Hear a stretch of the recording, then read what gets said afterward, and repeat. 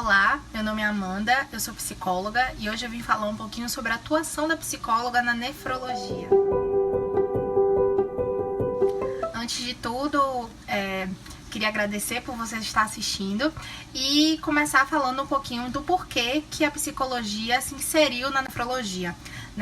Em 2014, o Ministério da Saúde lançou uma portaria número 389 que prevê uma equipe mínima de cuidados para o doente renal crônico, que é o quê? A equipe de médicos, enfermeiros, nutricionistas, psicólogos e assistente social.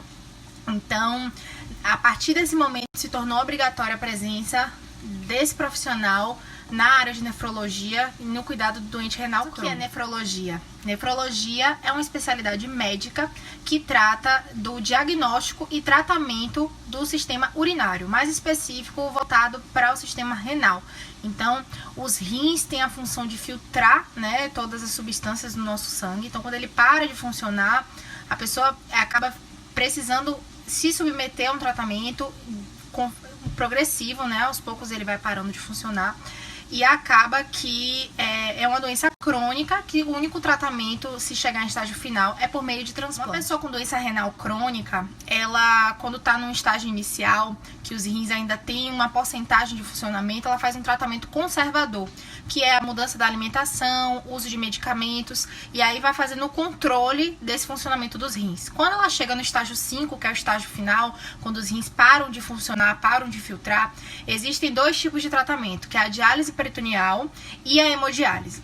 Eu não vou me adentrar nesses tratamentos, não sou médica, só estou trazendo um aparato para vocês poderem entender um pouquinho de como funciona o tratamento, porque nós psicólogos, eu enquanto psicóloga, eu preciso entender um pouquinho de que lugar esse paciente está falando e entender um pouquinho desse adoecimento para poder tratar, Então, de forma só de esclarecimento mesmo, tem esses tipos de tratamento renal ou o transplante mesmo, quando o paciente de uma forma elegida, ele passa por esse transplante. Qual o papel da psicologia, para além do que é determinado na portaria do Ministério da Saúde? O doente renal crônico, quando ele chega em estágio final, que geralmente é o ambiente que esse psicólogo vai trabalhar, ele passa por diversas mudanças da sua rotina, da sua vida. Por quê? Ele se torna dependente de um tratamento que ele é contínuo e constante também.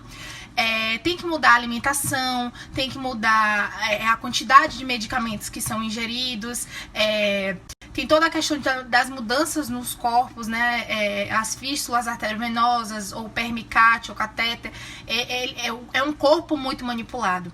Então, esse paciente geralmente passa por diversos lutos simbólicos acerca da qualidade de vida que é comprometida, essa questão de poder escolher o que vai comer, como vai cuidar da sua própria vida, restrição hídrica, que não pode beber água, tem toda uma quantidade dessa restrição hídrica. O paciente renal, ele fica com comprometimento urinário, então ele não produz urina, e aí acaba que tem que restringir a água mesmo, porque senão os pacientes acabam vindo muito inchados, muito pesados, para fazer hemodiálise. Entra também a questão de alimentação, acho que os nutricionistas sabem responder mais do que eu com relação a isso. Mas assim, isso permeia muito o discurso. Como eu moro em Salvador e trabalho em Salvador, acaba que por aqui ser muito quente, as pessoas sofrem muito porque não podem ficar bebendo água, e tudo isso são vários sacrifícios e vários lutos, várias mortes desse corpo, do que era conhecido para esse paciente. Então a gente atua nesse aspecto, promovendo qualidade de vida. Antes de algumas perguntas, eu vou tentar resumir, porque algumas foram direcionadas a isso que eu já tinha preparado. Mas o fluxo de trabalho o psicólogo precisa admitir todos esses pacientes, eles precisam saber que tem assistência. A gente trabalha muito com psicoeducação, psicoprofilaxia, essa questão da adesão ao tratamento, do porquê é importante aderir ao tratamento.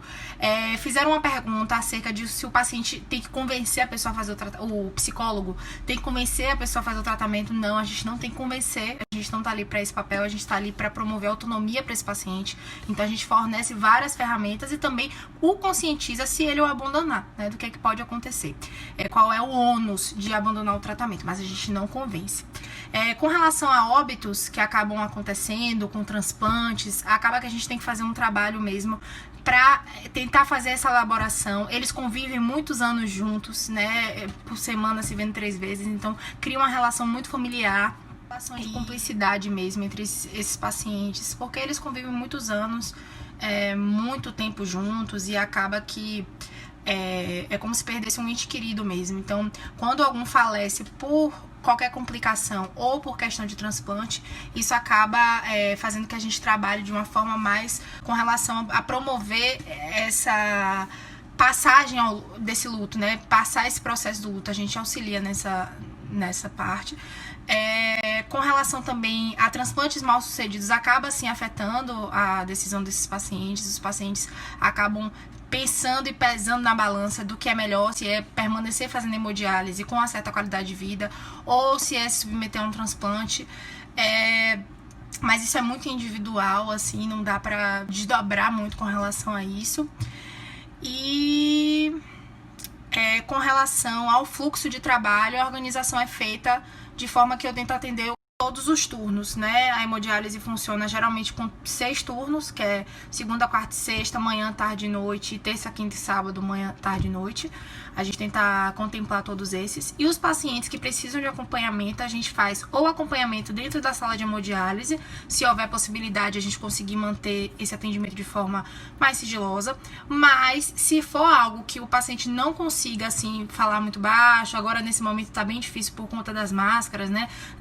Dos EPIs que a gente está usando, tanto os profissionais quanto os pacientes, a gente está fazendo atendimento em consultório, né, que aí dispõe de toda a privacidade para poder tratar desses aspectos. Enfim, se tiverem mais alguma dúvida sobre nefrologia, deixa aqui nos comentários que eu vou respondendo vocês, e agradeço por terem assistido até aqui, tá bom? Bom fim de semana!